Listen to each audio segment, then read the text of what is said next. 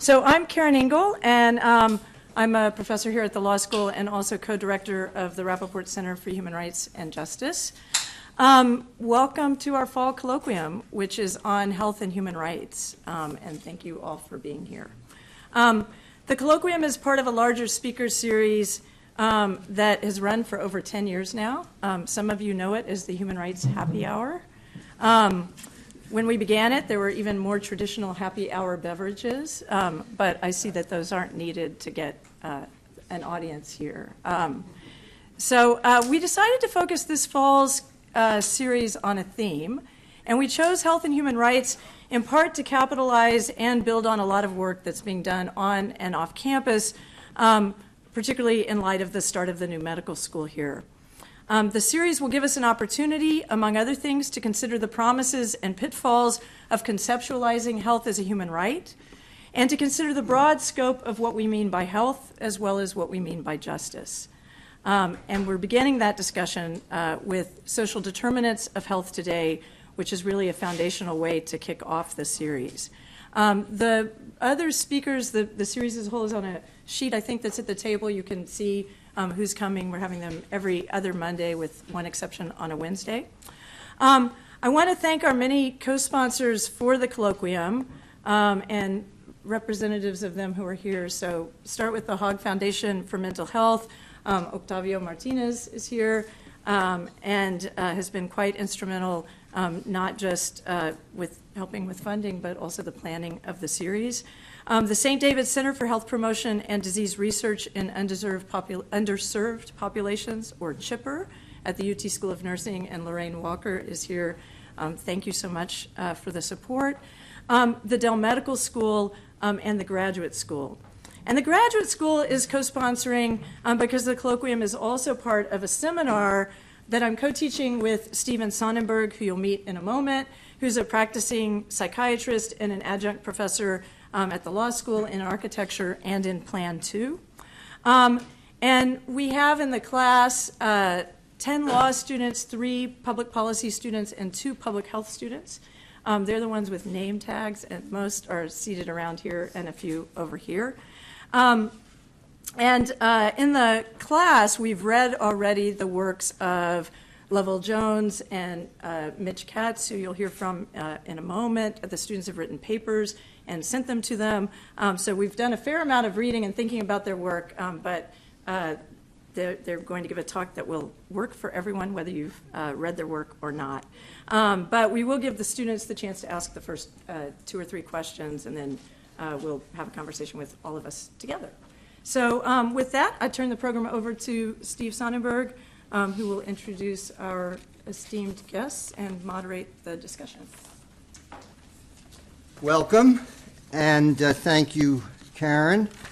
Well, you know what? These are the bios of these 2 young gentlemen over here. I'll just speak from the heart briefly. They are real pioneers. I am 9 years older than one and 20 years older than the other, and it speaks to the fact that when I went to medical school, I'm about to have my 50th reunion. None of these issues were in focus. None of them were taught. And at the risk of telling you a somewhat self-referential story, I'll say that in my first week of medical school, there was a reception for the students, and I went to this professor, and I started telling him about these ideas I had generated in college about public health and how doctors had a responsibility to work in the community. And he looked at me and he said, "Young man, you don't know the first thing about medicine. Wait until you learn something about it before you speak." Fortunately, people like Lovell Jones and Mitch Katz came along and taught that unknowing professor a thing or two, and at least justified my vision of what medicine could be like. Lovell works with the biopsychosocial model. He'll tell you more about it. It's something that American psychiatry is really based on. He has really come out of the civil rights movement. He has done major work on health disparities.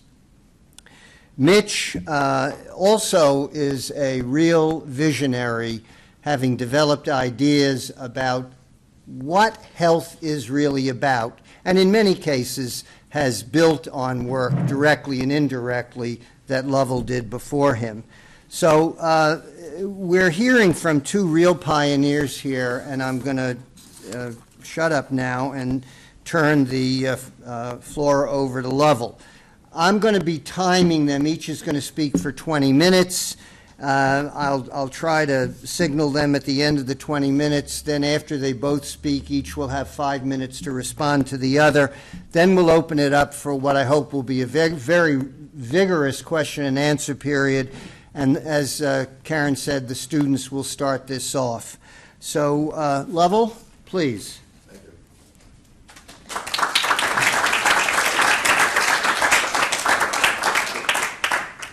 Let's see if I can get my slides up here. I hate PCs. I'm a Mac person, so yeah. We generally have that. And see, we generally have a problem with each other. It is somewhere on here, down at the bottom, I think. Is that me? That is me. Okay, let's see if I can get the slides up then. From the beginning. There we go. I have to write everything down these days because as I've gotten older, I've turned into a Baptist preacher every time you get me behind the mic. And I tend to go on and on and on because I am very serious about this issue and the need to address it. So it'll be close to 20 minutes, 20. Well. Are you negotiating? Well, I want to thank the organizers for the invitation to speak to you today. This invitation comes 1 year after my retirement from the University of Texas MD Anderson Cancer Center and becoming the first dual emeritus professor in the UT system. I'm aware of the paper that I provided to you on policy and the need for true benchmarks. But to me, the real issue centers around the disconnect between discovery and delivery and the lack of a true will to do anything about it. So the subtitle of this presentation tonight is Health Disparities. Are we really making progress? That is a real question that we should be addressing. Therefore, you will hear this evening, what you will hear this evening may not be what you were expecting to hear in terms of benchmarks and the things that went behind developing those benchmarks. That's because we're truly losing our efforts to close the gap in terms of health disparities. This is not to discount the discoveries, but as my colleague of mine once said as part of a keynote presentation he gave to a national conference, great work, but my people are still dying. He too was not against more discoveries. However, what he was trying to bring attention to was the disconnect, that we need a more workable solution to addressing the widening gaps between discovery and delivery. Again, not that we should not pursue discoveries, but we should not ignore why we are pursuing these discoveries. I think we've forgotten that. I gave a keynote at a symposium entitled Charting a Course to Eliminate Health Disparities Through Partnerships. The advice I gave to them is going to be the same advice I'm going to give to you and that I'm probably going to give for the foreseeable future. Partnerships has become the flavor of the month, but that true partnerships is one of the keys to solving the issue of health inequities. But in choosing one's partners, it has to be done well and thoughtfully. That the selection of a partner has a bearing on how successful you are in reducing health disparities, not just how successful you are. And there is a difference between the two. For who you partner with will help shape how you look at a problem and ultimately determine how successful the solution will be in addressing that problem. For as Harold Friedman has said, the existence of health disparities is not just a scientific and medical issue, but a moral and ethical one as well.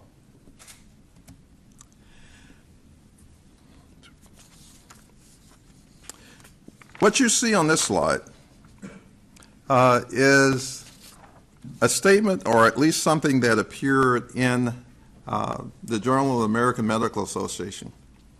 It stated that despite all of the work that had been done and all the money that had been put forth in terms of addressing health disparities, little success has been made. In fact, the problem has gotten worse. I need not tell you that America is becoming more and more diverse with each passing year. Yet the health of this nation and the health and research establishment still shows the impact of the exclusion that Title VI and the Civil Rights Act of 1964 were supposed to address. Yet no one has really mentioned our failure over the years of the Civil Rights Movement to address these exclusions and their continued impact on the health of this nation. We talk about other issues, social determinants such as poverty, access to care, and so on. I'm not discounting these issues. But when will it be acceptable to talk about the failure to really address the issue of a diverse workforce and a leadership that's at the table, especially in dealing with health? It would mean discussing the R word in the delivery of health care and health care research. It would mean that we would have to help our fellow persons of color and maybe upset the power structure who sees this as a losing proposition. When we will all gain in discussing this, with the end result being a healthier society. For those of us who discuss this issue, we are referred to sometimes as troublemakers, boat rockers, or a whole list of names. Someone recently said to me that if Rosa Parks today refused to sit in the back of the bus, she would probably be criticized for being too aggressive. So have we lost a sense of self-worth for the sake of a pseudo form of integration? I consider myself an educator, and as such, lessons come with exams. So I'm going to present to you a few questions I'd like for you to think about during this lecture and afterwards. Given the limited time, I may not be able to provide you with all of the answers and the solutions, but I will try my best to provide you with a good foundation to look at this. You can write them down, take them home, but I really would like you to think about them. Who suffers from health disparities or inequities, and has past efforts resulted in a reduction? I've already given you my opinion on that. What additional data do you believe should be evaluated, and or additional questions should be raised in order to help determine the most effective course or courses of action to address the problems of health disparities and health inequities? How much do you think health disparities cost the nation, and should the term used be health equity?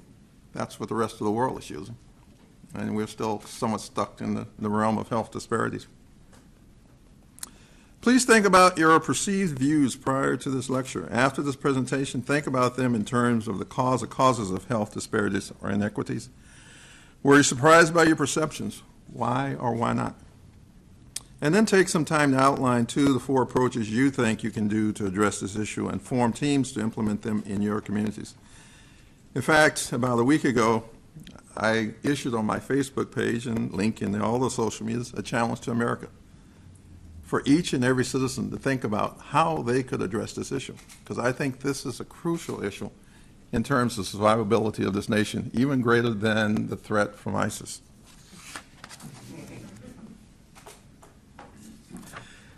So before I go any further, let me put forth a few disclaimers.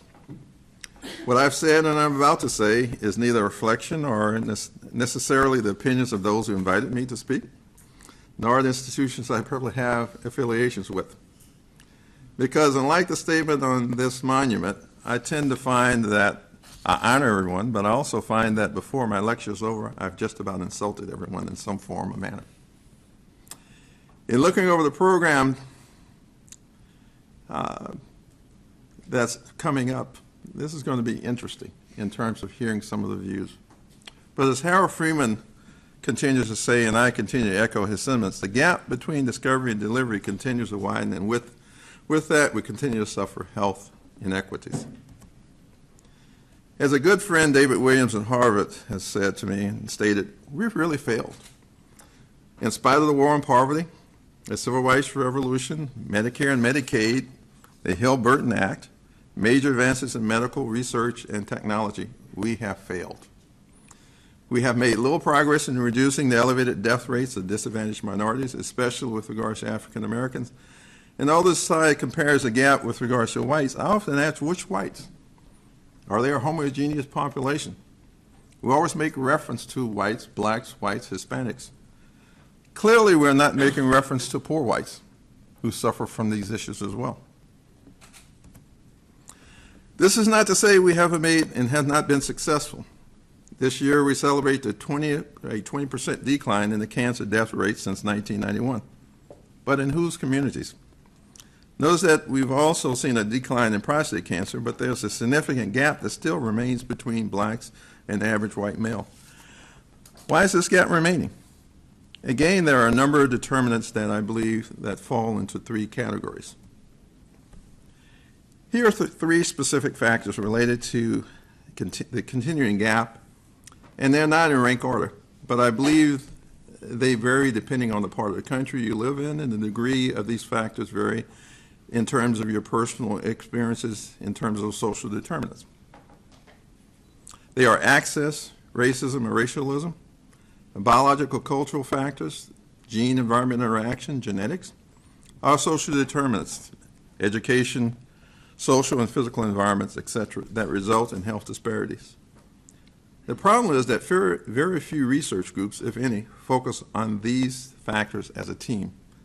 You have the silos that are looking at access, you have the silos that are looking at biological and cultural factors, and then you have the social determinant silos, and very few of those silos talk to each other. Reverend Martin Luther King once said, our lives begin to end the day we become silent about things that matter. And unfortunately, I believe that we have become silent. And I believe that is one of the major overarching factors. Another factor is perception versus reality. A person's perception is a person's reality, whether real or not. Perceptions or beliefs can be true barriers to addressing health disparities. If a person perceives that they are making headway, they will continue down that path no matter what the data indicates. If there is nothing to let you know, like being from that community or living in that community, you continue with the solutions you have in place, whether they're working or not. We often talk about the community perception, but what are the perceptions of the biomedical enterprise? What if the perception goes the other way, such as the perception that there's nothing I can do to get these people to get help for themselves? If a person has these perceptions or beliefs, remember that the word beliefs in terms of ethics is what that person will do. For example, blaming the person for not eating right when they live in the middle of a food desert. In the recent publication by the late John Whitman in the Journal of Cancer Epidemiology, what he found was a continuing and worsening mortality gap between blacks and white women with breast cancer. He termed it systemic racism. How can that be in the 21st century? Let me turn to the term ethics. As I said, ethics involves two terms, values and morals. Morals, values, and the word beliefs, perceptions, are the terms that refer to the way people think, behave, and react to one another. These three terms are often interchangeable and have been said to have the same meaning. However, each has a separate meaning of its own. Each term builds upon the other term, beginning with beliefs. Values are a type of belief, and morals are a type of value. All three terms refer to ethics, which deals with a person's conduct. So let me show you why I have difficulty with ethics as it pertains to the health of African Americans and other minorities and the underserved. The first word on the road to ethics is value. So the question I'm about to ask may make some feel uncomfortable. But these are questions that need to be asked. It may not be the question, but the answers that one has to come to terms with.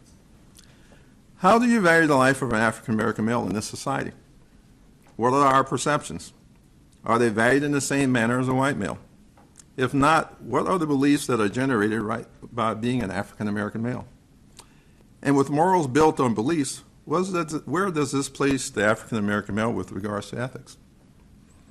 Given the lack of any response to the New York Times article on breast cancer in African American women, I'm starting to ask a similar question with regards to them as well. In 2008, the Center for Research on Minority Health was approached by the leadership of the Avon Foundation with data that was made available about the breast cancer mortality rates that were occurring in Houston and other cities around the nation. We were placed in contact with John Whitman, the leader of the study, and we invited him to Houston to present his preliminary results. Out of that presentation, I was able to contact and attract the attention of the Houston Chronicle to publish a front-page article on the fact that black women in Houston were 45% more likely to die from breast cancer than white women living in New York City, even in the presence of the #1 cancer center in the nation. Today, the racial disparity gaps in breast cancer mortality rate is higher than the national average and is worsening. In fact, over the last 4 years, it's gone up by 40%. You would have thought that when this study was published, it would have put forth a clarion call to the biomedical establishments to look at what they were doing and beginning to launch an effort to address this issue. I'm still waiting. It is clear that what is being done is not working. Notice that the breast cancer mortality rate in Houston was not that much different in the 90s in blacks when compared to whites. Now look at post-2000. Was there a genetic change? Did some disaster take place in Houston? While focusing on this, I want you also to focus on the rate of white Houstonians in 2004 at 28.2 per 100,000. Now keep that in mind. Notice that the mortality rate for African American women in Chicago is the same as those African American women in Houston. But notice the mortality rate for white women in Chicago at 19.2 compared to that of white women in Houston. It may be that 1/3 of Houstonians are uninsured. And even if the Affordable Care Act is fully implemented, over 600,000 individuals in Houston will still be uninsured. This is a clear example of a lack of access, but it's a clear example of other factors as well. So no discoveries are going to solve this issue for blacks and whites. This is not a discovery issue. Let me go back to the issue of perception and how such an issue is what is taking place in Houston and across other major cities that make us ignore the problem that's going on. The top line is what 9 out of every 10 Americans out of a sample of 5,000 diverse individuals think is the wealth distribution in the United States. The second is what they think is ideal, and the bottom is the reality of the situation. 1% of Americans today has 40% of all the wealth in this nation. Let me repeat that again. 1% of Americans today has 40% of all the wealth in this nation. The bottom 80% of the nation only has 7% of its wealth. Now think of a person of color and then think of an African American.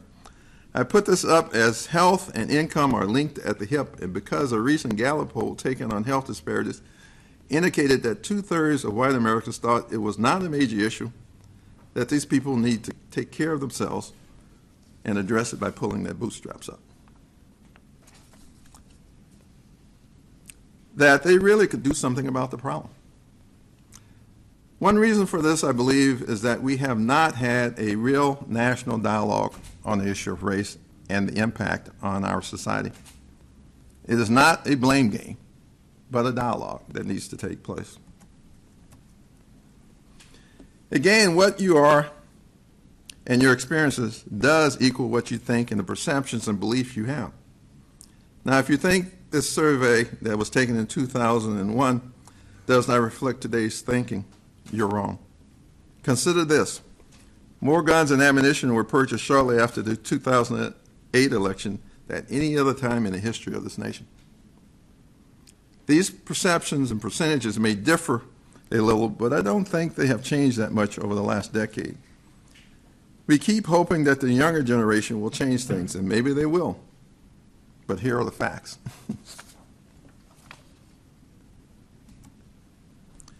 Can anyone tell me when this statement was first published and by whom? Those who've heard me before, don't answer. Anyone? By this guy. I had the privilege of meeting his grandson and having him present in my health disparities course.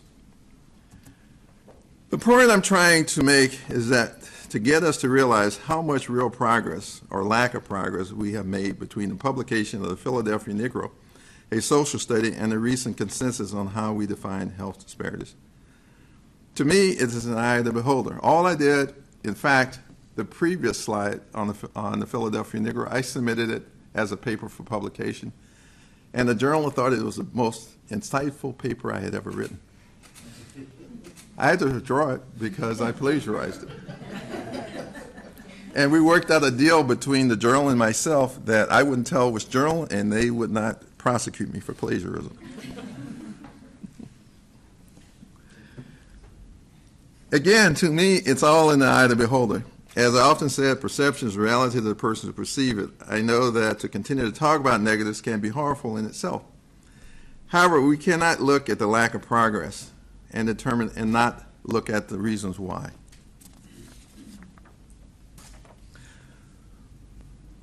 One problem is that we don't value the work that's done by other individuals of color. When we take that work, bury it, and then have it resurface under a different name and by someone not of color, I often say that a person who truly does not know their history will be doomed to repeat it over and over again until someone brings it to their attention. To me, the evidence of such is the continuing health disparities gap. We talk about social determinants of health, but the social determinants of health was written over 100 years ago by W.E.B. Du Bois. Yet we don't talk about that in terms of the historical presence of what that's all about. Let me put this slide up to illustrate my point. How many dollars have been spent on addressing infant mortality? How many papers have been published? And how many careers have been enhanced with the black-white ratio of infant mortality basically remaining the same for over 100 years? And in fact, over the past decade, it has gotten even worse. You get my point?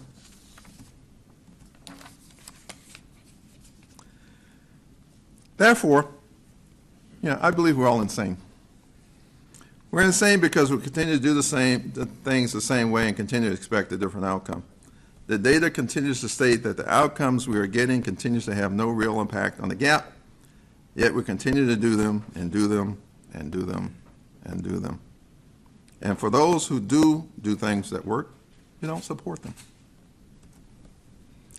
I think that Miles Madeley had a better way of saying it. If you always do what you already got, what you already done, you always get what you already got.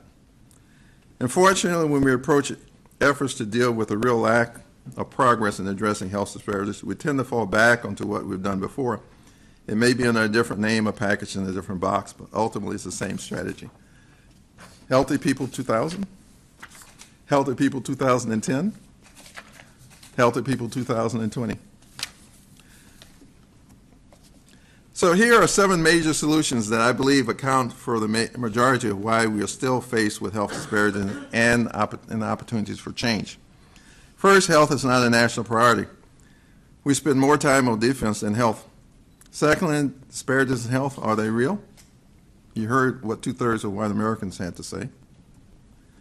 Despite the release of this study unveiling the high cost of health inequalities, very little attention has been focused on solving the issue as the answer to economic crisis that face this nation. Why? Note that $1.2 trillion has been the result of healthcare disparities between the years 2003 to 2006. It is now estimated that health disparities will cost this nation, in spite of the Affordable Care Act, over $4 to $5 trillion over the next decade. Why is this not a national priority? Notice what are the determinants of health and where we spend our health care dollars. To paraphrase Vince Lombardi, the difference between success and failure to address health disparities is not the lack of knowledge, but a lack of real will to address it. We really don't value all human life the same, and we lack the political will to do something about it. We find money for everything else. What is the difference about health and education? Race as a biological construct is a blessing and a curse. How do we define race in America? And how do we explain racial and ethnic disparities in America? I would go through all of this, but I don't have time, but look at number 4. A vague, unscientific term for a group of genetically related people who share certain physical characteristics. How can you have genetics and unscientific in the same sentence? This is a $400 textbook that's used in medical schools. How does one explain the one-drop rule biologically? 1 drop of Negro blood, and I'm still waiting for a scientific answer on what Negro blood is. You're black. The solution to racism, I believe, in this country is to get enough Negro blood, whatever that is, and inject every white person in America with 1 drop. So let me quickly summarize in my remaining time 8 of the lessons I've learned over a decade of experience in developing programs at some of the world's leading academic institutions. I might add, I use this to develop programs at some of the historically black colleges as well. First of all, no one center or one institution or profession is going to solve this problem that we face. If you always do what you've already done, you already get what you already got. What is publishable may not be relevant, but what is relevant can always be made publishable. A true change in the paradigm is needed. A person's perception is a person's reality, whether real or not. If the problems are in the community, then the community must be involved in determining the solutions. If you attempt to address a disparity issue as a single problem of just one disease without taking into account other factors, you've already failed to address the problem at the beginning, and the outcome would like be placing a Band-Aid on a heart attack. It may make you feel good, but what about the patient or person you're trying to help?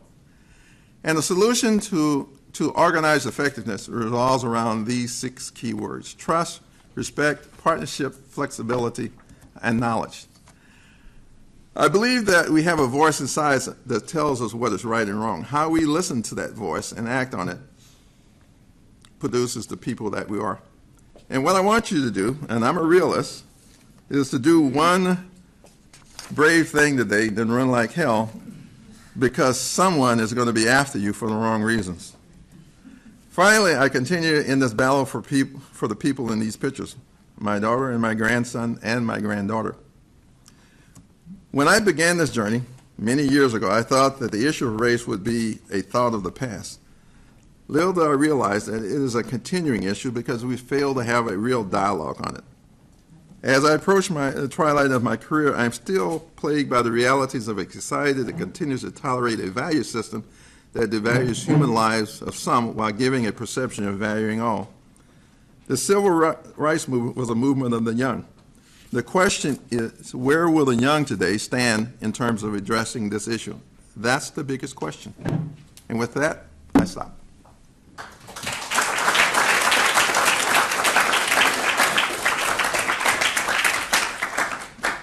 Thank you. And now, Mitch Katz.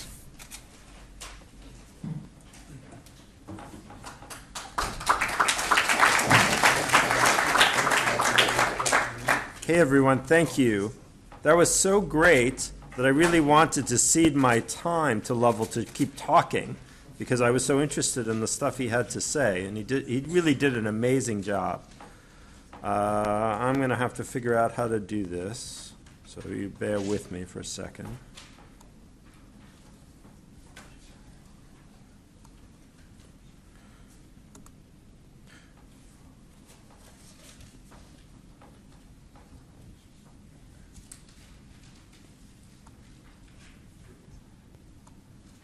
Okay.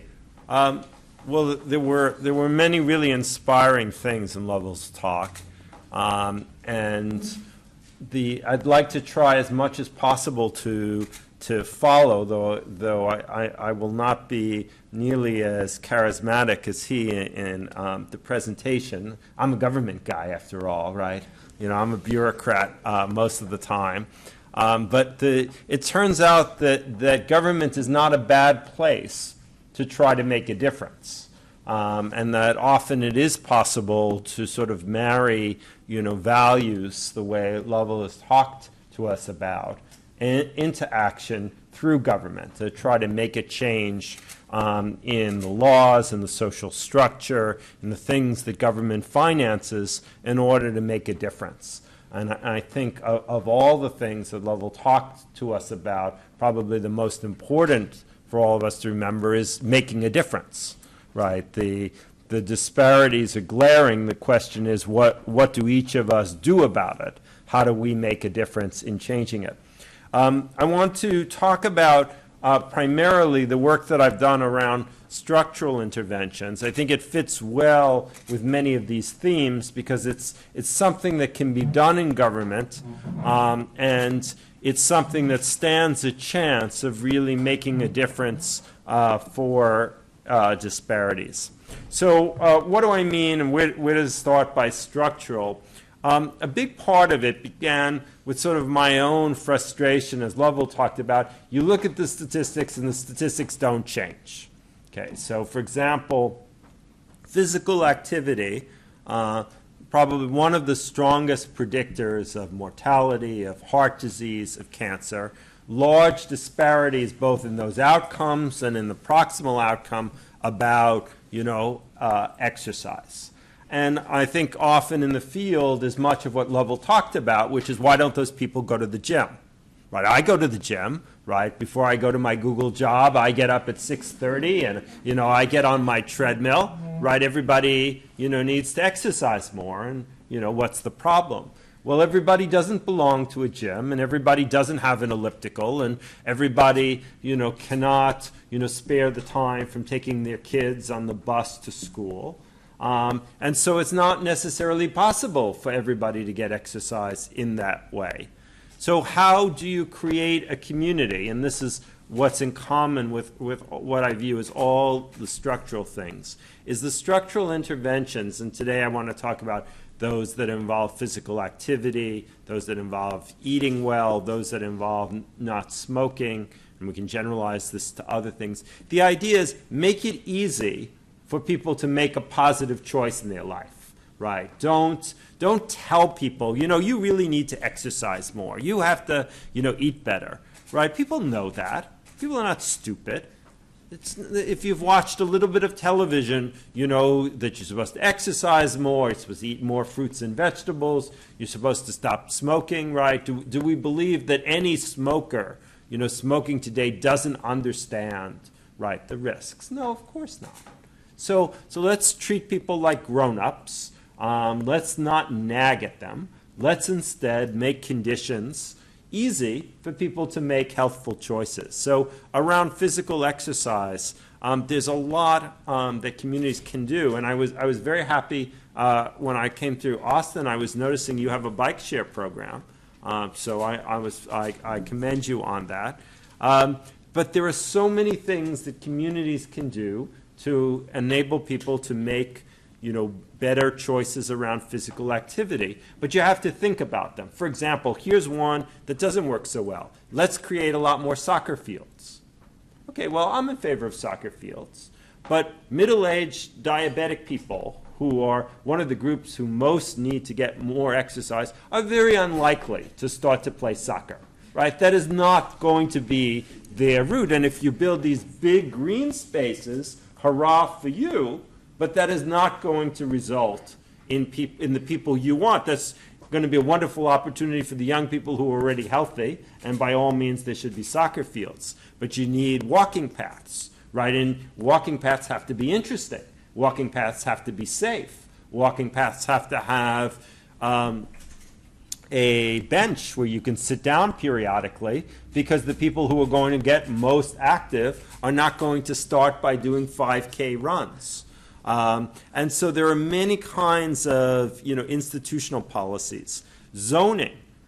is a huge area in all of the kinds of structural interventions. How do we, zone our cities, right? And often, in terms of institutional racism, what you'll most see is that in the zoning, right? You'll find that the lowest income people, they are living next to the power plants, right? They're living next to the factories that are spewing stuff into our air. They're living next to the highways, right? They're living in areas where there is, in fact, no place to get more exercise, or where it's not safe to go out at night to get more exercise. And so there are ways we can actually, in our zoning, affect the proximity of things, retail, school, recreational areas, so that you can create a community. And I know also Austin always gets high marks around livability, right? Because you've actually been able to do something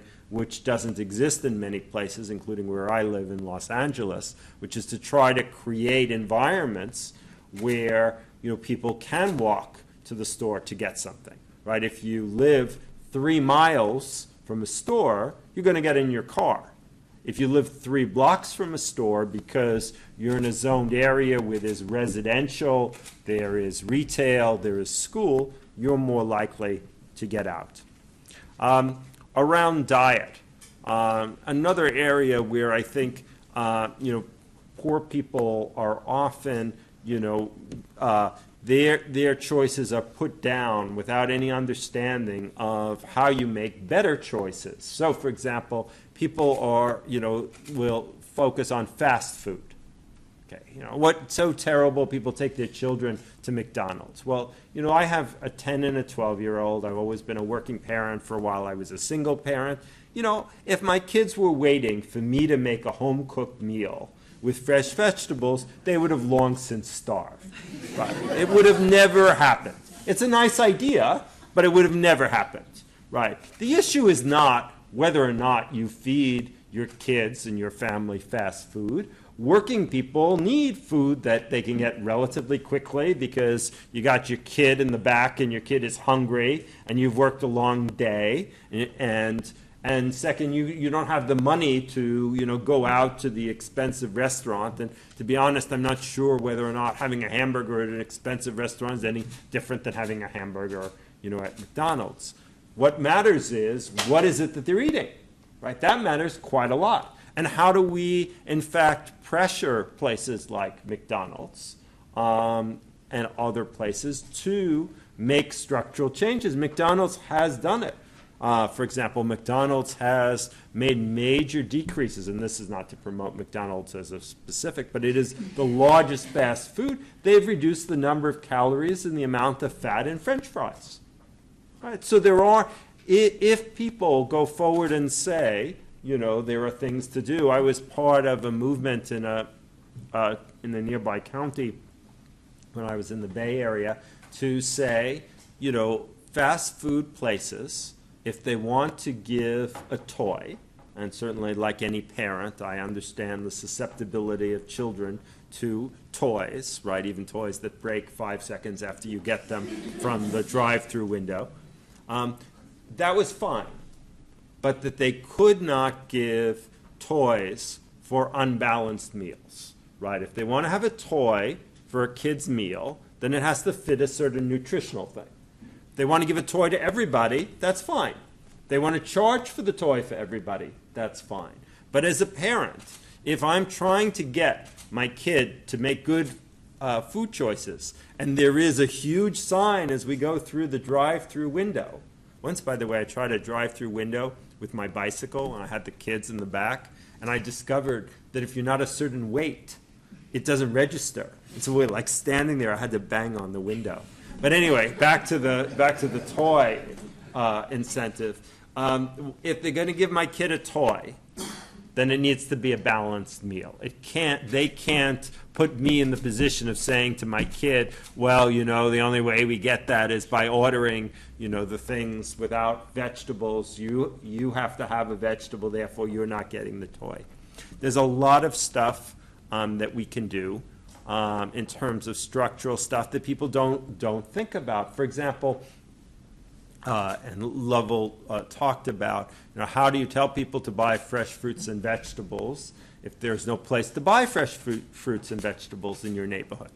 And then if you turn around and say, okay, well, that's, this capitalist country, and that's, if nobody wants to, there's not enough market, then, we can't do anything about it. Well, that's ridiculous. That's what zoning regulations have always been about, right? You can zone, you can do tax credits, right? Yes, anytime you want to change something, it takes a bit of an effort. You don't open up, a fresh food store and expect that second everybody's desires for how they're going to eat suddenly change. It's like anything else. You build a market, right? So if we say that the government is interested in building a market, then we need for them to provide, tax incentives. And by the way, if you think that I'm just a bleeding heart liberal who thinks just throwing money at everything works, we currently subsidize the production of high fructose corn syrup in this country. So it turns out, and Lovell referred to this when he said, there's always money, right? So if you think, oh, well, sure, you want to throw money, at zoning changes to subsidize fruits and vegetables, supermarket, what a free spender you are. No, I would like to stop that money that's going to the high fructose corn syrup, right? Over time in our country, soda keeps getting cheaper and milk keeps getting more expensive. Why? Because we keep subsidizing the high fructose corn syrup, right? So our country is filled with choices that we make about how we do it, and we have the ability to change it. On farmers markets, one of the things I was proudest of when I was in San Francisco, and again, I point out how this fits, a certain, narrative that Lovell was explaining to us. Okay, so you want low-income people to eat fruits and vegetables, right? You have this big farmers market. Do you think it took what we, my generation called food stamps? Now, what is the right word? Snap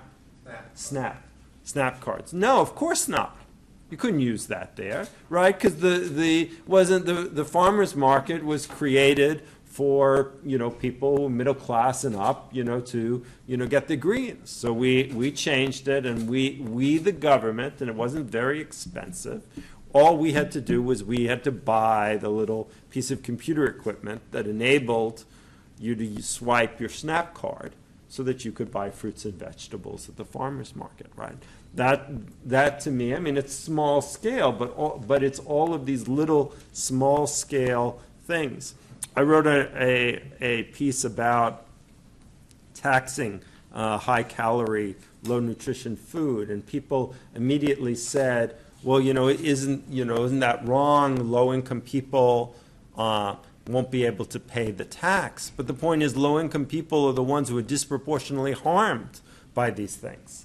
And besides, remember, in our country, you're going to get taxed on something, right? We can't avoid taxation, right? That's part of how our government runs. So maybe we should start focusing on taxing the things that are harmful. Whatever revenue we collect can go for progressive things like income tax credits. So for low-income people who are working one or two jobs and not able to support their families, let's give them a credit. And same on smoking, right? I noticed, although I don't know exactly what the rules are in Austin, that where I had lunch today, somebody was smoking right on the outside in the front table. So I guess either the place wasn't saying anything, or you're allowed to do that. You're allowed to do that? We have pretty good rules on smoking. I don't know where you were. No, it's on patios you can smoke. On patios, right. So this would have been a sidewalk. Distance from, no? Okay. Yeah. 15 feet from a door window. Yeah, that's what I thought. So this was some very cool hippie marketplace in downtown, but there were tables right at front, and people were smoking. Right, that shouldn't be allowed. They might have been in violation. Right. Yes, and absolutely. So there are lots of ways. I'll put in a plea for one of my favorites, because it's something Austin could do tomorrow. So when I was health director in San Francisco, we became the first locality to ban the sale of tobacco in pharmacies. To me, it was a unconscionable thing that these big commercial pharmacies, are talking about health and wellness, and we're here to protect your health, and meanwhile they're selling tobacco. I noticed the first time I went into my neighborhood pharmacy, and I was going there because I didn't have much cause previously to go there, get my daughter's asthma prescription. And so I'm going to they're selling me an asthma prescription, but they're also selling, tobacco. It doesn't make any sense. It's an inherent conflict of interest. How can they be doing both? So we outlawed it, and Boston followed, and a bunch of other smaller cities have. And it's, of course, a smoker is not going to stop smoking because they have to go across the street. But part of the success of decline in smoking is changing people's perception, right? You change peer norms. You don't want people to be getting the message of wellness and tobacco. So I want to, so that it fills out the different areas that Lovell talked about. I also wanted to talk a little bit about access. I think that access does not in and of itself eliminate disparities, but it is an important part of eliminating disparities. And it's also true that how well you eliminate the disparities through health access may depend upon your program, right? In other words, if you have a program available to poor people, but you make it seem like, to get this, you're a poor person, and you're going to some horrible institutional place, and you're waiting on a long line, and then we're all going to congratulate ourselves that poor people have access to screening, right? I'm not sure you've sold me. We created in health in San Francisco a coverage initiative for the uninsured, and the thing that was best about it was that it was regardless of income, immigration status, or pre-existing conditions. So this wouldn't be true, for example, of the current ACA, which, as you know, excludes all people who are non-documented to our country, which in the county I live in is 1 million people, right? So I'm responsible for the care of 1 million people who are essentially locked out of the ACA.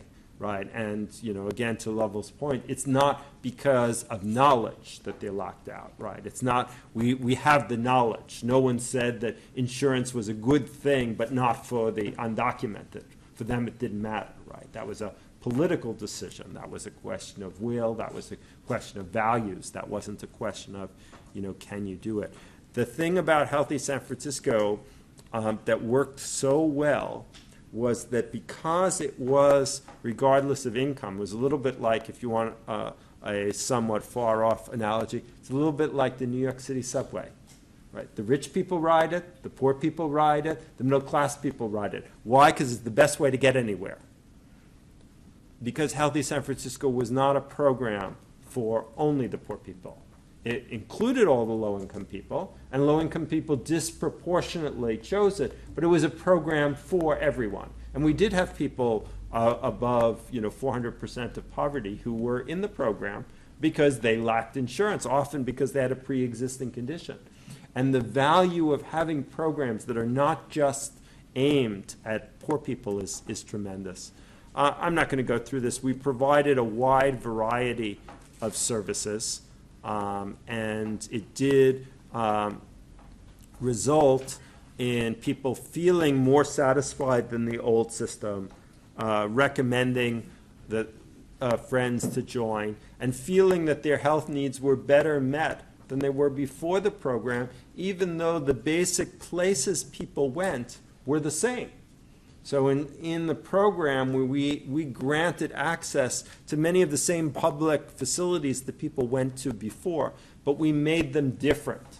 Instead of you were going to the public hospital because you were poor, you were, congratulations, enclosed as your enrollment card, you are part of Healthy San Francisco, here are the benefits that you are entitled to, right?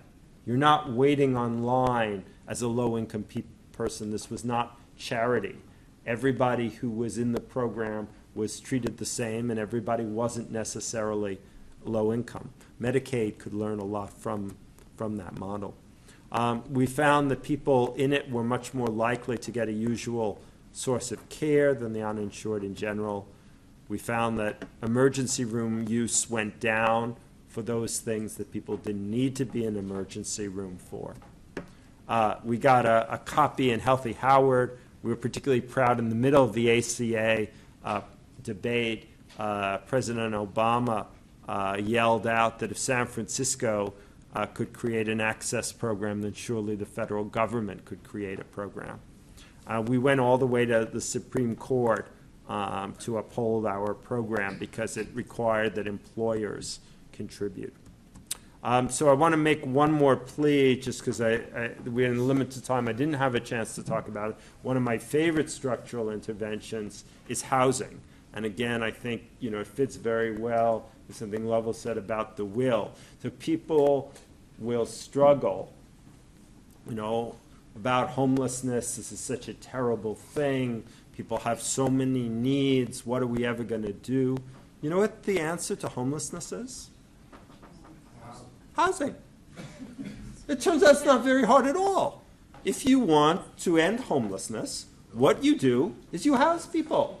Now, you can, do a lot of, other stuff, but if you want to end homelessness, all you have to do is house people.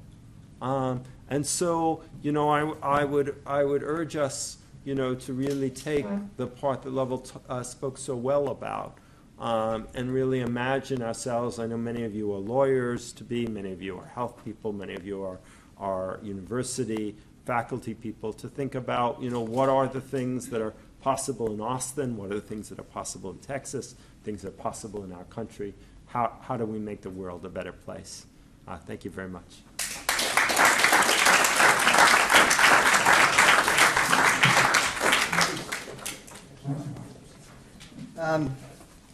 Well, I have an executive decision here, and I'm damned if I do and I'm damned if I don't. Can I have a quick show of hands? How many of you would feel badly if we didn't offer each speaker 5 minutes to respond to the other? How many would feel badly if we did not offer them that?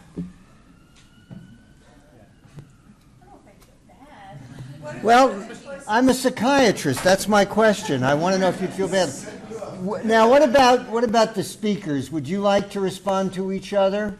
I feel like they responded, right? See, I think they kind of did, but plus we allotted them 20 minutes, and they each spoke for 25. So I mean, what are we going to do? But I think we all conspired for that. So let me just say, I think these were fabulous talks, and they really do illustrate George Engel's biopsychosocial model. Health is not an isolated phenomenon. It is not isolated to the doctor's office when the doctor puts the blood pressure cuff on you or draws blood for a lab test. It's a total environmental issue, and I think what these talks have really demonstrated so beautifully is that to intervene in the health system means intervening in the entire psychosocial system. The psychology of health, the environmental issues in health cannot be underestimated. So let me now invite our students to open up the question and answer, and I'm going to moderate this, and I promise, guys, I will give you any opportunity. Go like this if your opposite number here says something that you want to respond to, and I will immediately call on you. It's right ear or left, it doesn't matter. Do I have a question from our students? Can I interject? Just for the video recording, if everyone could speak into one of the mics that should be around some. Oh yeah, right here. And should they have a mic? Yes, whoever's speaking, not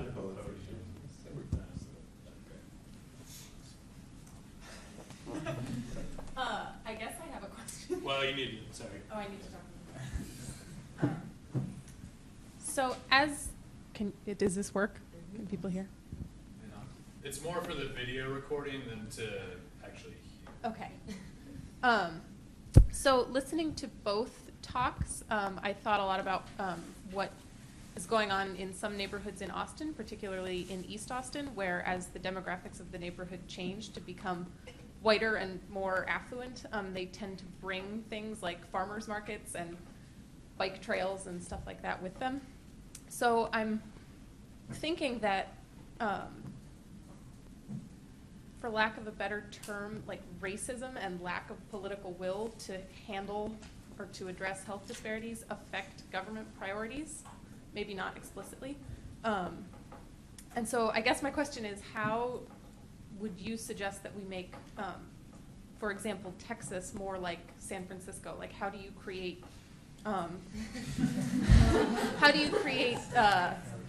the political will to address disparities in places where there might be? And before they answer, would you tell everybody your name? Oh, sorry. And your affiliation with the class? I mean, where you're studying at UT? Sure. So I'm nervous. Like, talking into a microphone makes me more nervous than Well, you did great. just talking. My name is Abby Cardis. I am a first-year student at the School of Public Health. And when others ask questions, could you do the same? Abby, I don't know enough about politics in Austin or Texas to tell you the specifics, but I can tell you the general part. So, for example, I've been in Los Angeles now for 4 years. And when I first came, people asked me whether I was going to create Healthy San Francisco in Los Angeles. And I already knew that the right answer was to say that every place needs its own answer. Because I knew the last thing people who I needed to work with in Los Angeles would want to feel is that I was trying to, copycat San Francisco in. And Los Angeles is different than San Francisco, in part because the per capita number of undocumented people is just completely off the charts compared to San Francisco. And therefore, the solution needs to be a little bit different.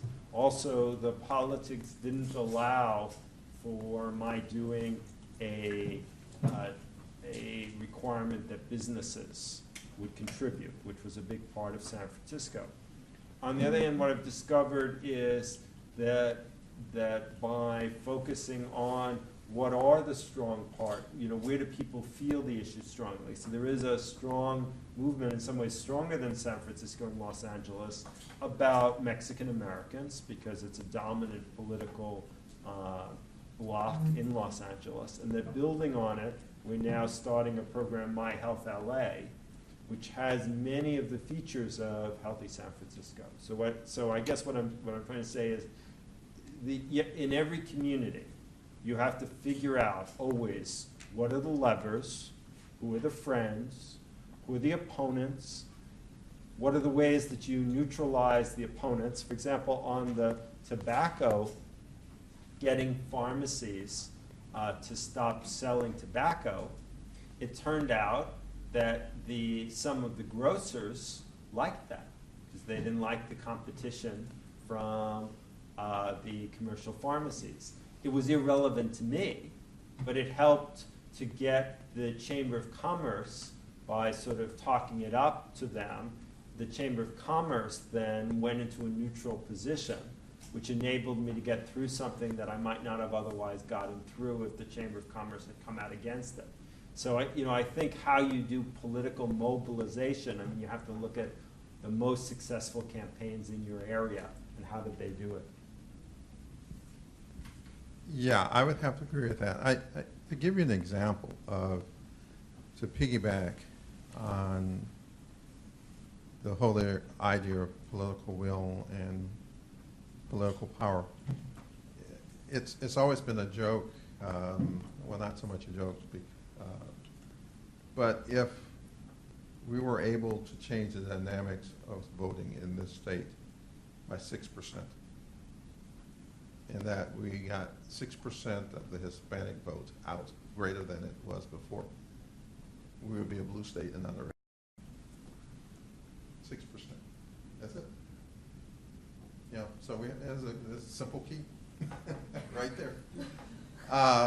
Simple in that you strive for that number. Hard in terms of getting there, because a lot of people try to do that. But to give you how important that is in terms of voting and how politicians think along this line, I happen to be invited during the discussion of the Affordable Care Act with the group of six, the six U.S. senators who were the key factors. And I got pulled into the room. And I was asked to go in and not ask anything, just sit there and listen. But that was hard to do. And eventually I got thrown out of the room. Because I asked a simple question. I was hearing the dialogue going back and forth and hearing things that were thrown out of the Affordable Care Act, which all six agreed to. But it was thrown out because they didn't think they would get reelected by including them. And the question that I asked, which got me thrown out of the room, was basically, so for the sake of getting reelected, you're throwing the health of the nation away. That didn't go over well. But that was true. Because their way of looking at this, well, I could do it sometimes, I get reelected and I can come back and I can do this, but it gets into a vicious cycle. And so I think what has happened to us, as I said, is we've become silent. We think we have not, but we have. Just look at where we are. And that tells you that we have. Next question. Hello, my name's Kynan Good. I'm a graduate student in the law faculty, originally from the UK, which is the strange name and the strange accent. Thank you so much for the talk, both of you. It's very interesting.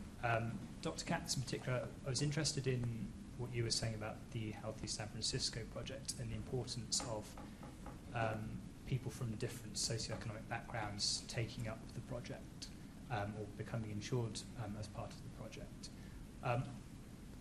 What strikes me, perhaps from a legal sense, is that a risk of programs like Healthy San Francisco, Medicaid, is that they're focused disproportionately on people who are either otherwise uninsured or from lower socioeconomic backgrounds, and that doesn't necessarily raise the issue up to other, a wider sort of consciousness in society.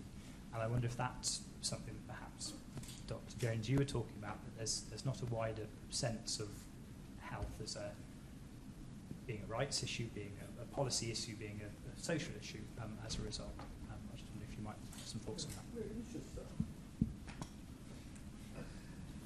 that. That's an interesting thought. The idea in terms of looking at this, I think what has happened to us as a society, and to get away from the legal aspect, but the moral aspect of this, is that we've gone from a society that has looked, in terms of health, from a chronic disease model, from an infectious disease model to a chronic disease model. Even in the aspect of segregation in this country, when we focus on a chronic disease, when we focus on an infectious disease model, I could hate your guts. I could never want you to live next to me. I could never want you to marry my daughter or whatever, but I cared about your health. Because I never knew when I would come in contact with you or someone that you came in contact with. So on the furthest reservations, there were polio vaccines, because we never knew when those individuals would come off the reservation and we got into the issue of herd immunization in terms of public health. So we wanted to guarantee that 95% of everyone was immunized, no matter who or what they were. When we shifted from an infectious disease model to a chronic disease model, you can't, no, that's your problem. You must have done something. You must have smoked. You must have done this. You must have. That doesn't affect me. But what we fail to realize is that that $50 box of Kleenex, those $25 slippers, the cost of your services within the hospital is directly related to not caring about that other individual. So it impacts us one way or another. But we fail to realize that, and we began to disassociate our caring for human beings and gets back to the issue of the devaluation of a human life. Well, do you think, how much of the sort of income segregation do you think contributes to these problems? Whether it's Could you take the mic and, I'm sorry. Whether it's, I'm trying to follow up a little bit on the question. I do think it's an interesting question.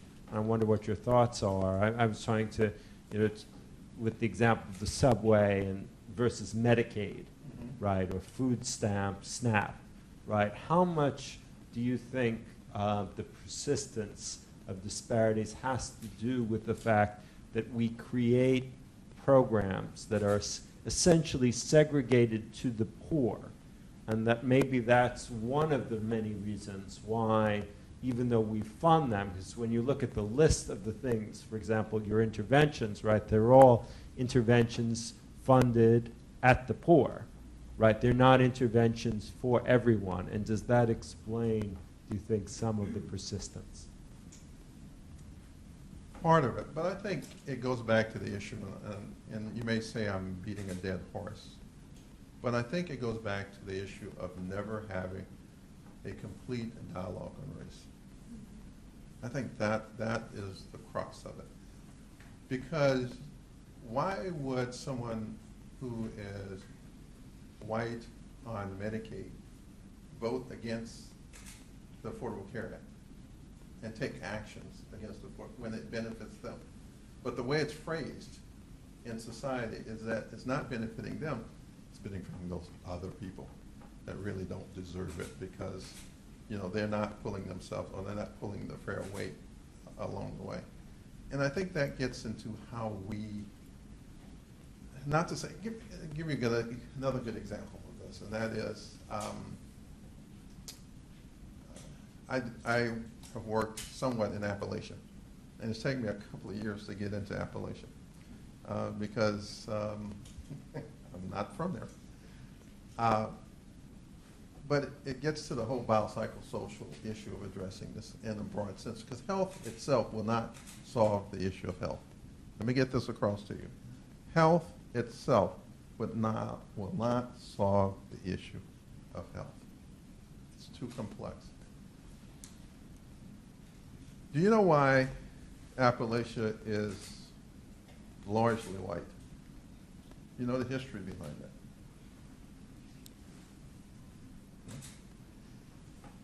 Scotch-Irish were brought to this country as indigent servants, and they were deposited in Appalachia. And they were deposited in Appalachia as a barrier against slaves running away from the South. Because the slave plantations were losing a lot of slaves going up into the Appalachian Mountains. And the only way that they felt that instead of lining troops up was to put a group of people that could be distinguished from the slaves going up. And because Appalachians realized they had been stuck there, that's one of the roots of them being against the federal government, because they couldn't move out. They couldn't go other places in terms of society. And we think that the issue with the federal government is because of revenue, the stills, and prohibition. It was long before then in terms of that.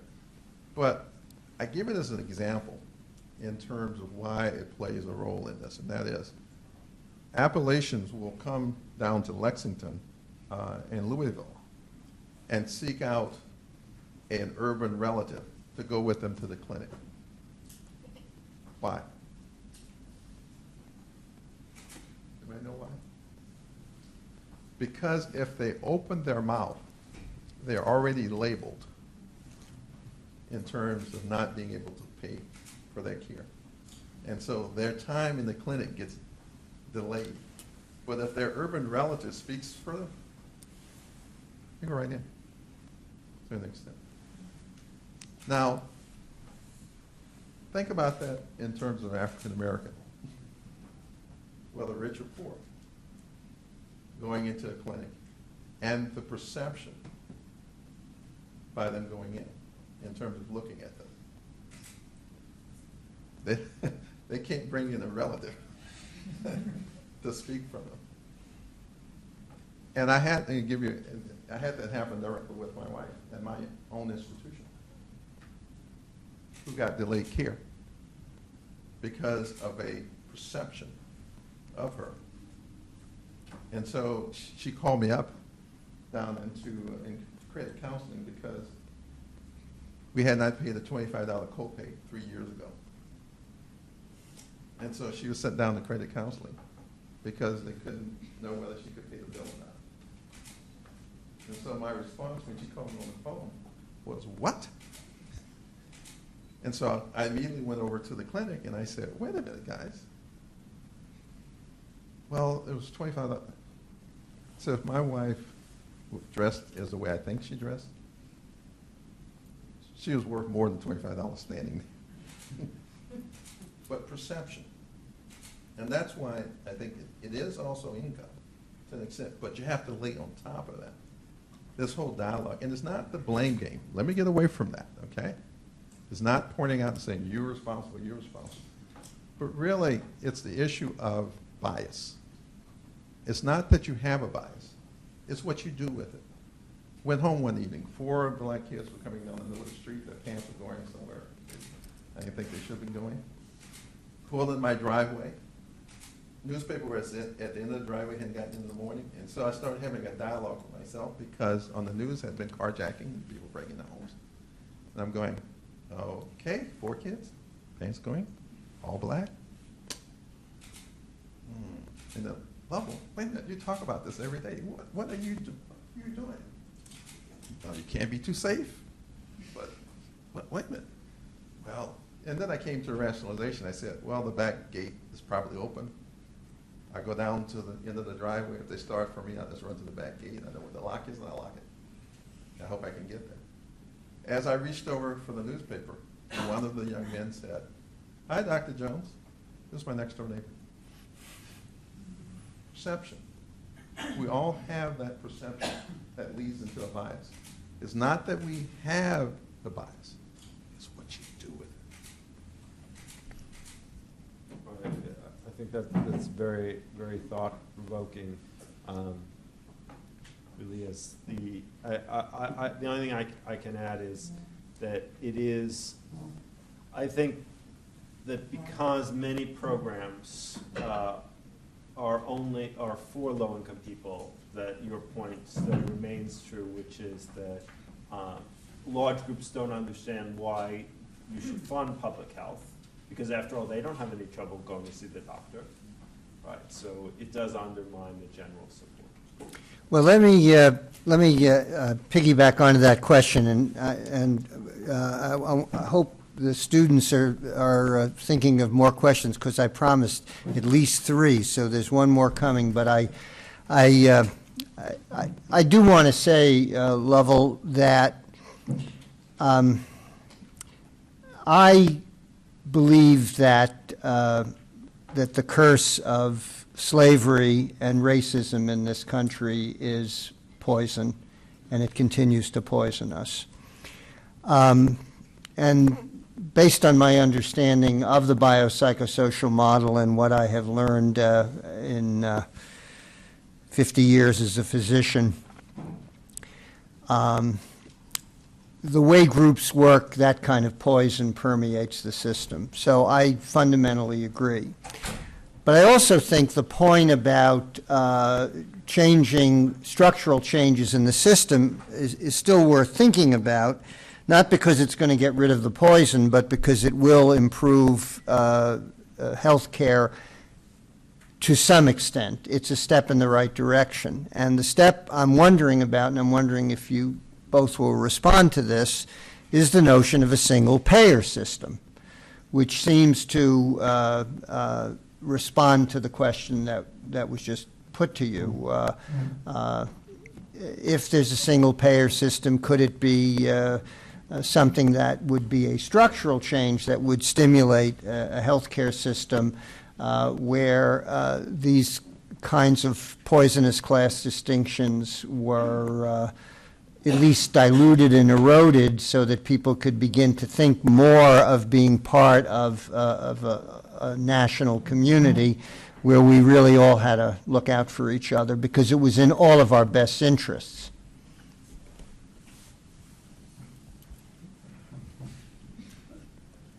Fundamentally, yes. I would say that it would work. But, Benjamin Franklin, I'll go back, as an undergrad, part of my minor was history. So you have a biology major doing his minor in history. But it has served me well in terms of looking at issues and how to frame issues. How many of you know that Benjamin Franklin wrote one of his last documents as a piece of legislation was a document to free the slaves? 1790. He put together a document to go to the Continental Congress to free the slaves. And he based it on the idea that the original intent of the founding fathers was to do that. And they had set 1820 as the date to do that. How many of you knew that? But he said it was too long.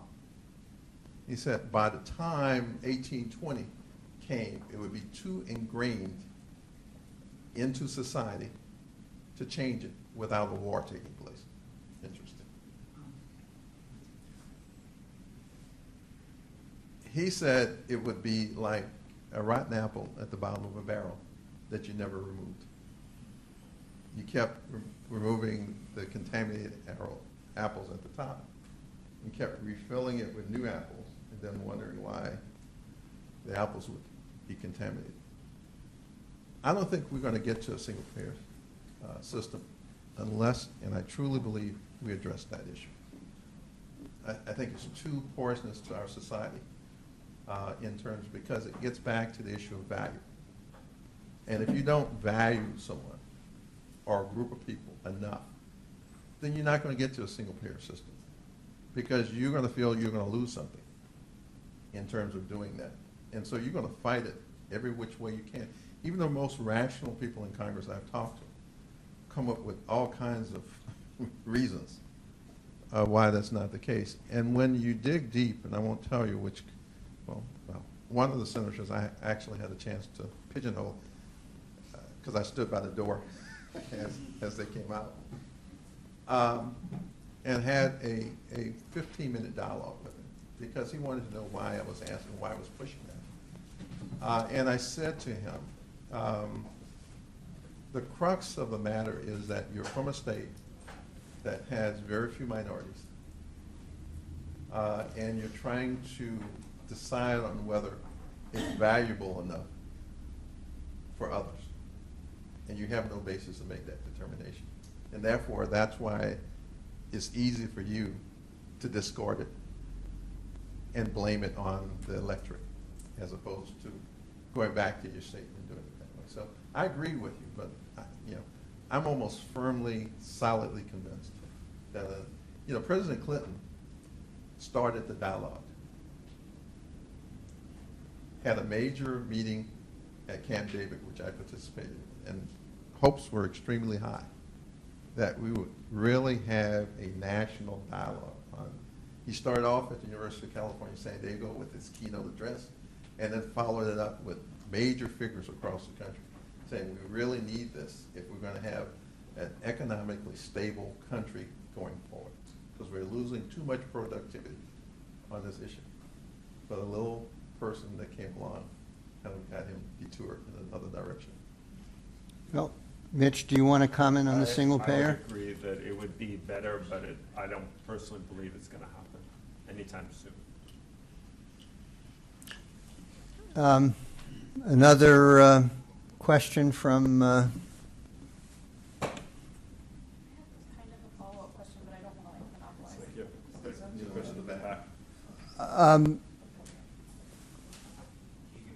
No. You're a student. You get preference, even though you're not in the class. Tell us. I know you're a scholar and a learner, but I just thought that you had already graduated. These perceptions, right? It's a biopsychosocial bias. I apologize. Tell us who you are and Yes. why I called on you. Go ahead. My name is Keon Azampour. I am a fourth-year Plan 2 student at UT. I've had the privilege of knowing Dr. Sonnenberg. He teaches us from time to time. And so I have a quick question relating to the discussion within the realms of perception and biases. In 2002, the Institute of Medicine published a report, as I'm sure you're aware, on racial and ethnic healthcare disparities.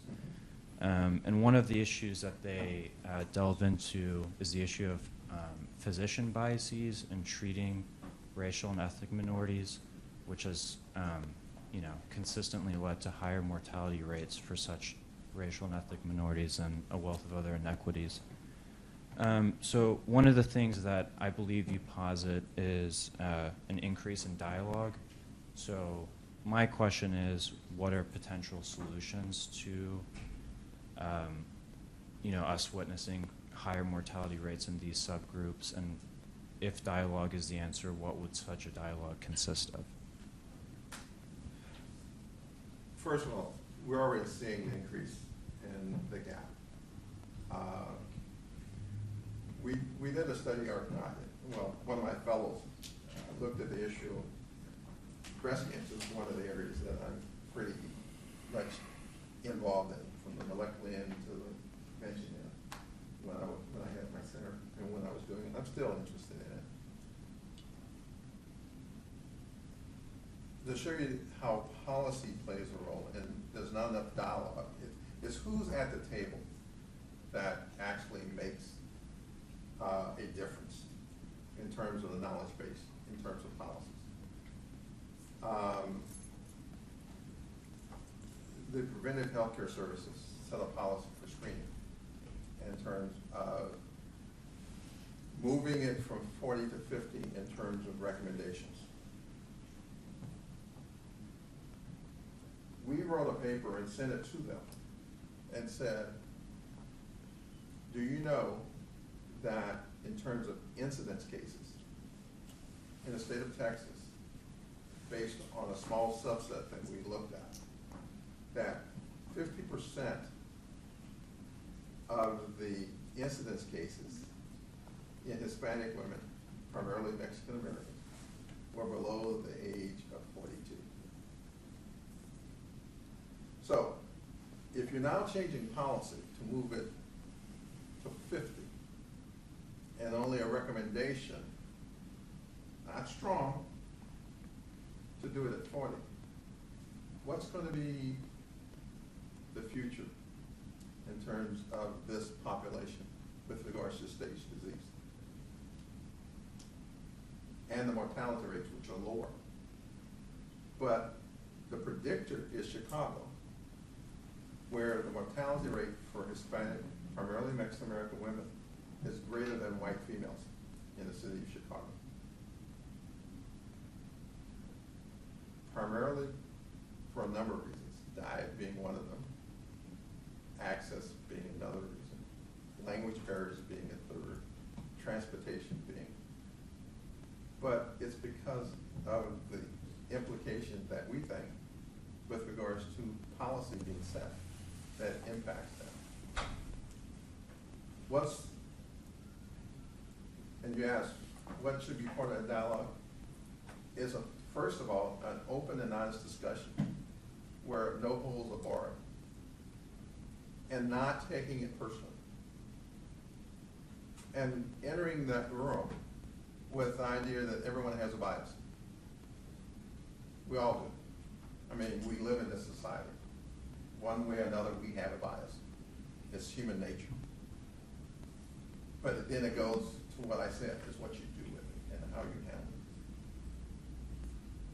But it has to be done by individuals that society respects.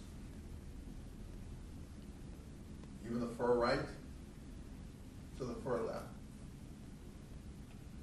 When we had the meeting at Camp David, we had some of the most conservative individuals in that room. In the report, because I gave the opening address to the Institute of Medicine, and I opened it with the idea that everyone sitting around that table, 18 members of that committee, all had a bias. You came into that because the Institute of Medicine selected you based on that. Sidebar, do you know why the Institute of Medicine and how it was started? You know what the reasons behind the Institute of Medicine? It's founded, do you know? It was because Abraham Lincoln couldn't decide on whether to put compasses in ironclad ships. Because they were moving from wooden ships to ironclad ships.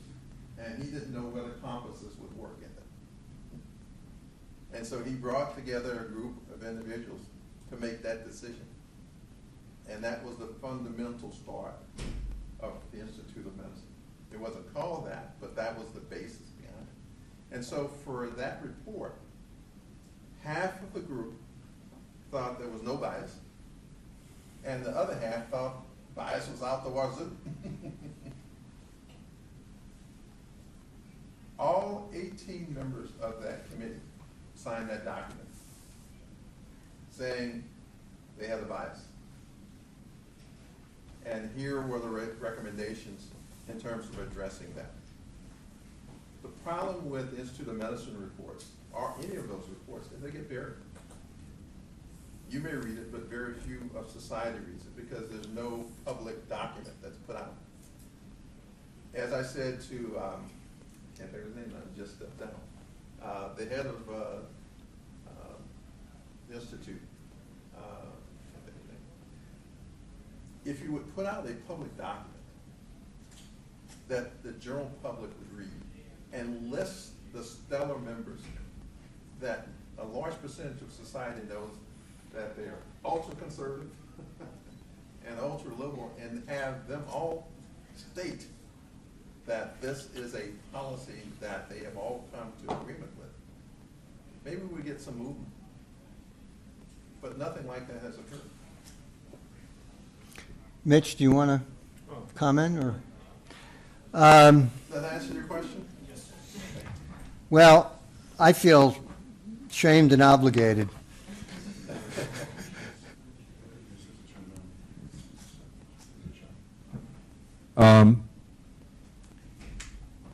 First, introduce yourself, please. My name is Bob Ozer. I'm an attorney. I don't have an active practice anymore. I was in state service for a number of years. I have a public policy question that's on taxes, and basically my frame on this is that good intentions sometimes they don't evolve right. And it doesn't. My question does involve the Dell Medical School. Let me tell you what has happened here and how this got started. Politics in Texas is no one in Texas that's in power wants to spend any money on higher education anywhere. They don't need it. At least they think they do. So the initiative to fund medical education here, or to fund the medical school and the teaching hospital, was passed through the health district through a local tax, property tax. So instead of having margin tax, oil and gas, everything got pushed down local. And the health district funds healthcare services for the indigent. All right, so I at least thought that if they're going to do something with this money, they're going to contract with UT, and UT is going to treat indigent patients. Well, one of the first things that they did was they handed a they're in the process of giving a $35 million check to the University of Texas, the Dell Medical School, to spend as they want. For medical education, they can hire researchers. It's not tied to healthcare services. So $35 million is, I broke the numbers down, is over 6,200 people that you could treat annually under what it costs to treat a person. It's like $5,265, the average cost here. And to me, This deal looks like, one, that you're balkanizing, you're cannibalizing healthcare services for the indigent, diverting money over into medical education, which is a statewide thing.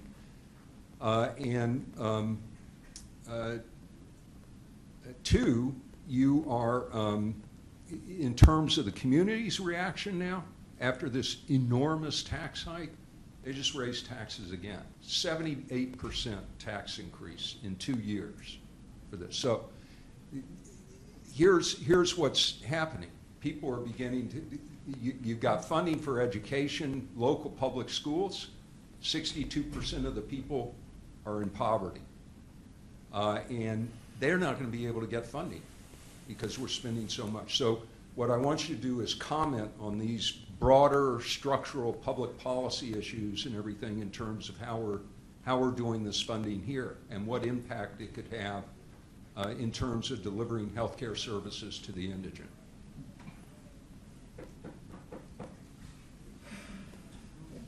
Well, let me give you an example. And this is one of the reasons why I don't have an email address in the UT system.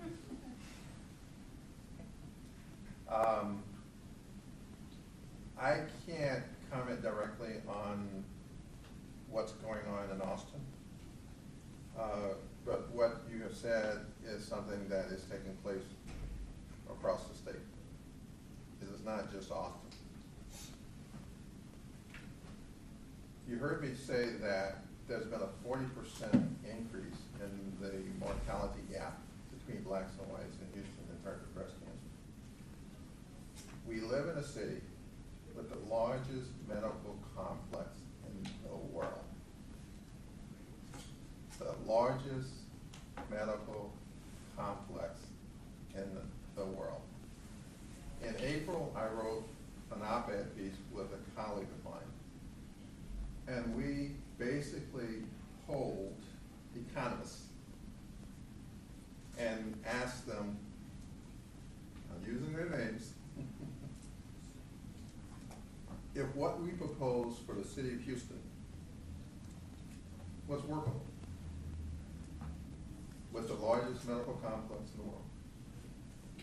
And what we proposed was that, like in San Francisco, that every citizen was eligible to be screened, whether they could afford it or not. Can be done. It's not a problem. Then what we asked is for every person that was diagnosed with a problem, could they be treated? The answer was yes. However, if it was spread, sorry, you want me to start at the beginning? However, if it was spread across all of the institutions, their margins would go down, but in 5 years they would start to rise and exceed what they would be if they did nothing. We got called all kinds of names, from socialist to heretic to you name it. In fact, I was glad I didn't give my phone number because my colleague did. And he said the phone calls he got and the names he got. It goes back to the issue of value in terms of valuing human life, because some of the responses were just insane in terms of that. And I think what you're seeing here, to an extent, is the same thing, is that what will we get out of treating those 6,000? Would it be economically beneficial? Probably so, but long term, not short term. I made a comment to, I don't know who I was, that CEOs have a 5-year lifespan, and their lifespan is basically make sure that the company earns a profit and continues to earn a profit no matter what they do. And if the company goes in the tank on day 1 after the 5 years and they're not there, it's not their problem, because I wasn't there, as opposed to taking the long view in terms of addressing health. We don't have visionaries anymore. Frank Levine, I don't know how many of you remember Frank. Frank was the president, well, I'm not sure maybe. He was the president at the University of Texas Medical Branch. And came in the late 60s. And he made the comment in 1970, if Darrell Worrell could integrate the UT football team, then he could integrate the medical classes at UTMB. Not only the medical classes, but the faculty as well. And he set a standard through the medical school, which almost got him fired, but he was able to survive it. And he said to the faculty and to his leadership, I'm going to judge you on two things. I'm going to judge you on excellence, but I'm also going to judge you on your efforts to diversify the university. You can have excellence all you want, but you're not going to get any money from it. Your department is going to have to operate on the same budget that it operated on the year before, maybe with a little increase. And I'm not going to give you a lot of money for diversity either. Same thing. But you're going to have to bring me both. Well, the leadership below him went to all the businesses in UT Galveston, and said, this is a crazy man, you're going to have to get rid of him. He's going to destroy everything. And the businessmen responded by, he's already been here first. What he has said to us is that that change is going to be economically beneficial for us in the long run. Because he came in and talked about the number of employees, which were mostly minority and low income, in terms of days missed, and why they were missing those days, and why UTMB was not addressing the issue, and how he was going to address it by keeping its excellence by diversity. At one time, UTMB had, in the mid-70s, had 3 African-American chairs in their departments. No other institution that I could think of, majority institution, across the country had that. Today, UTMB, their graduate school, their medical school, has the largest percentage of individuals of color and low-income individuals in their medical classes. That's changed. But he took a chance. He took a chance by knowing that he could have gotten rid of. But he saw what the problem was, and he knew what the solution was, and he had the will to do it. We're lacking that today. I don't see anyone stepping forward in a position like that, as bold as that. Mitch, would you? Well, let me just mention that before I call on the next individual to ask a question, that sometimes from where I sit, it's hard to predict what's going to emerge as a major theme in a course. And I guess in retrospect, I shouldn't be surprised that the value of life has emerged as a major theme. And on October 22nd, that question is going to be addressed very directly by Didier Fassin, and I think also to some extent by all the other speakers in this series. So please, the mic is there. So this, Yeah. thank you. This is for Dr. Katz. But you have to identify yourself. Frank You don't have to give your phone number. Frank Rodriguez, Director of Latino Healthcare Forum. Just disclosure, I was Vice Chair of that Central Health Board that you were mentioning, so we can talk later. Historically, there's been like two paths towards addressing healthcare needs for individuals and communities. You have the clinical approach, which is a really narrow lens that has made improvements in outcomes, health outcomes, and you have kind of the community setting where the interventions improve community status, but there's limited impact or evidence as it affects health. So in Austin, we've kind of had a decoupling of health and healthcare in a severe way. with all the monies now are going to healthcare through 1115 waiver, Medicaid monies and federal monies and local tax revenues, and the health arena is hurting because they have no resources. So as a public health administrator, how are you handling working with clinical healthcare in your area? And are there any hybrid approaches to doing that? Sure, Frank. It's a great question, and it's very hard to do. Let me sort of build on what you said to talk about sort of how the hard part as it hits me, and then go on to the solution. So, for example, people will say, and they're absolutely right, you know, we spend all this money on medical care, even though that's not the best way to achieve health. It's not the most efficient way. How foolish it is to do that when we could be putting money into prevention and other things.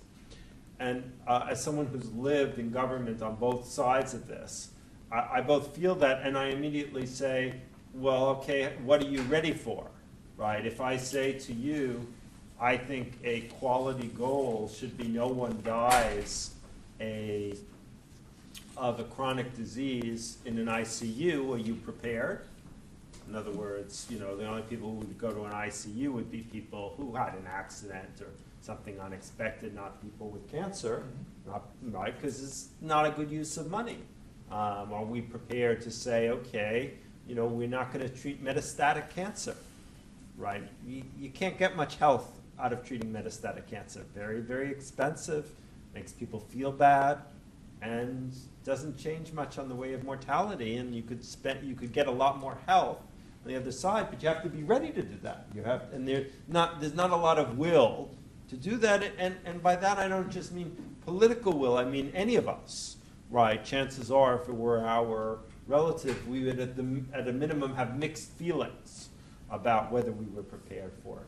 So, you know, I mean, the things that I try to put most of my effort on the population health side are those things where I really see as there is, by putting more investment, as Lovell was talking about, you might actually get more out of it.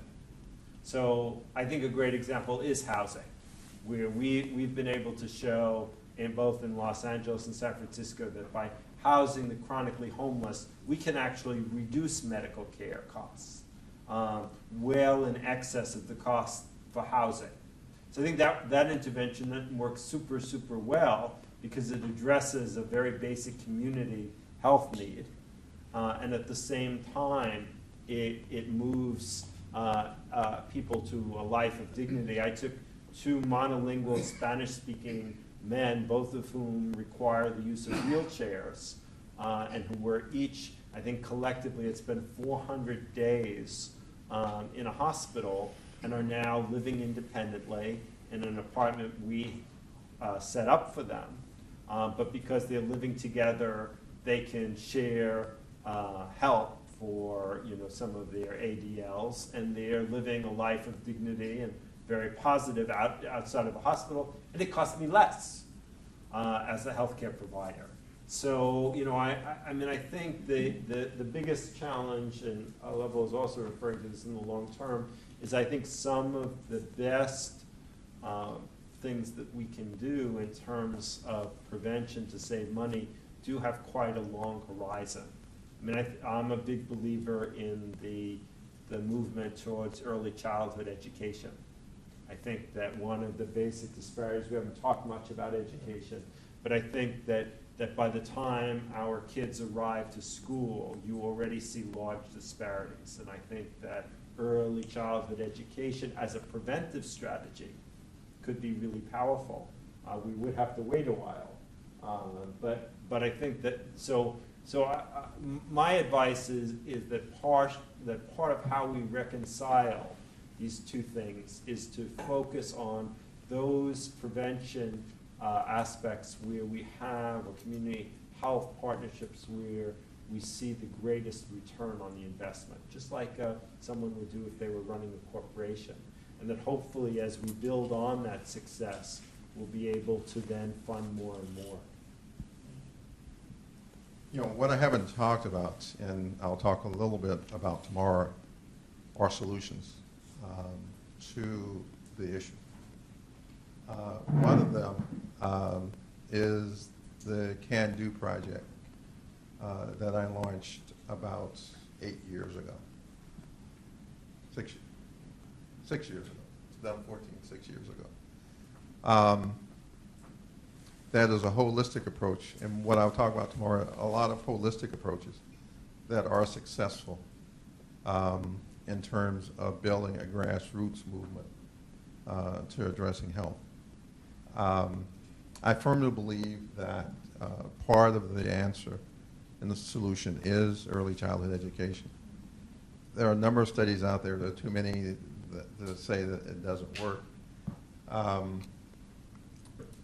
We've done it, or my group, those who are still around, have done it in 6 schools in the Houston area. One of them taking a school that was 75% on free lunch, 90% minority underrepresented, and taking them from a 19% tax score to a 90% tax score in science. It can be done. If I can do it with the little resources I have, it can be done. We actually did that based on a challenge from the state of Texas, the Department of Education, whatever it's called, Texas State Higher Education Board, whatever it's called. And we gave them the report and said, this is how to do it. Doesn't take a whole lot of money. This is how to do it. You can do this in any elementary school throughout the state of Texas and make it happen. That report was given to them 3 years ago. It's still sitting somewhere. It goes back to the will in terms of really, and the whole issue of value to an extent. The Can Do project is taking a broad approach to this, not only in terms of education, but training individuals in policy and how to do things, building the community from the inside out so that they become the owners of the project and no longer depend on me or anyone else. That project has resulted, one example is there was a bridge between the housing project that we started the program in and a major grocery store, and everyone was blaming these individuals for going to the mom and pop shops around there and not going to the grocery store.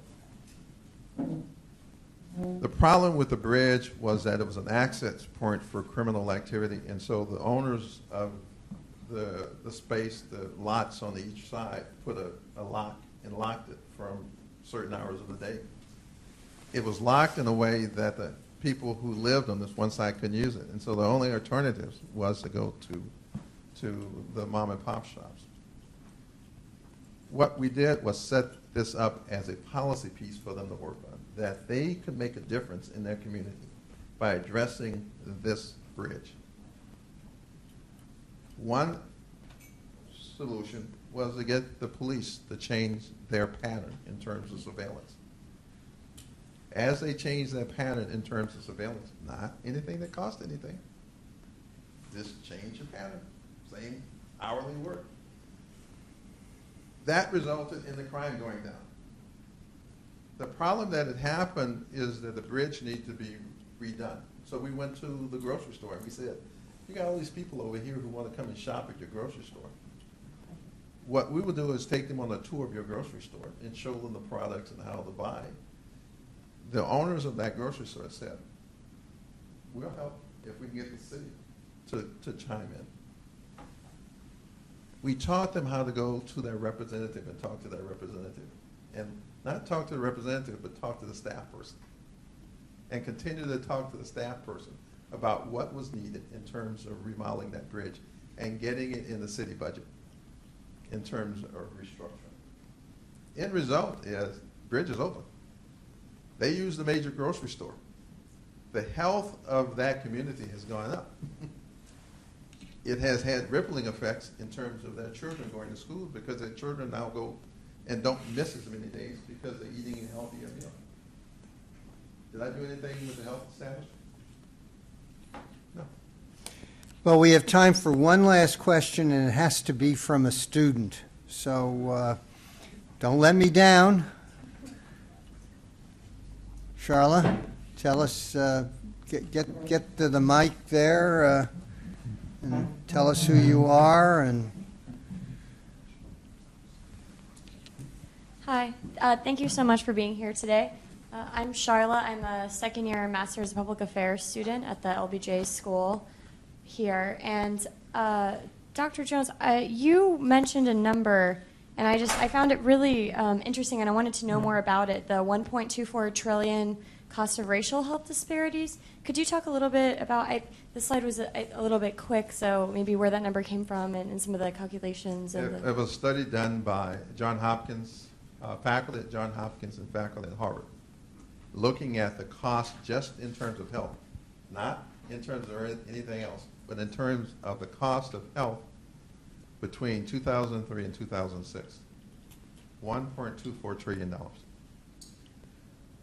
If you take everything else, and there was a study done in Seattle about not only health, but loss of job productivity, the whole bit, it was estimated that in the city of Seattle itself, on an annual basis, it was $1 trillion total loss. You know, if you were a business looking at that loss every year on an annual basis, wouldn't you do something about it? I had a discussion with individuals in the Obama administration when the Affordable Care Act was up and being debated. And the cost that they said was about a little less than $1 trillion, about $1 trillion in terms of fully implementation of the Affordable Care Act, and how the big discussion was how they were going to pay for it. I have a solution. Reduce health disparities, just health disparities, not even health, by 25%. And it's very easy to do. It's harder to implement, but very easy to do. Cervical cancer screening. We lose 4,000 to 5,000 individuals from cervical cancer deaths. There should be not one woman in this country to die from cervical cancer. Stage 1, to go from stage 1 cervical cancer to stage 2 cervical cancer takes a minimum of 7 years. Minimum of 7 years. The survival rate for stage 1 cervical cancer is 99.999999999%. The survival rate for stage 2 cervical cancer is 12%. Look at the difference. The treatment for a stage 1 cervical cancer is less than $2,500 outpatient. The treatment for stage 2 cervical cancer minimum is $185,000, with only 1 out of 10 people surviving. It's a no-brainer. It's a no-brainer. And I can go through other health situations in the same manner to get to that 25%. But we still haven't done it. Mitch, would you share a final word with us, please? I like Lovell's last example. I think that it also fits with the previous question about how do you do a better job of public health while maintaining our humanity of taking care of sick people. Part of how you do it is by figuring out what are the opportunities where you could actually save quite a lot of money and make people feel better. And I think that's an excellent example. I think in general there's a lot of good work to be done, and that there's every reason to believe that people in this room are prepared to do it. And that whatever your path is, whether it's through the law or it's through community activism or working with your elected leaders, that there is a roadmap of how you make the world to be a better place. I'm sure the people in this room are going to follow through on that. Yeah, the one thing I would ask them to do, one thing is asked in any political election, ask the person at the podium, what are they going to do about the health of this nation? How are they going to address the gap that is more threatening than any external group impact on the nation? In the last mayoral, I don't know about Austin, but in the last mayoral election in Houston, there was not one debate that talked about health. There was not one debate that talked about health. And we're a port city with the largest percentage of children unimmunized. A port city with the largest number of children not immunized. And there was not one fathom of a discussion about health. Well, on that sobering note, thank you, gentlemen.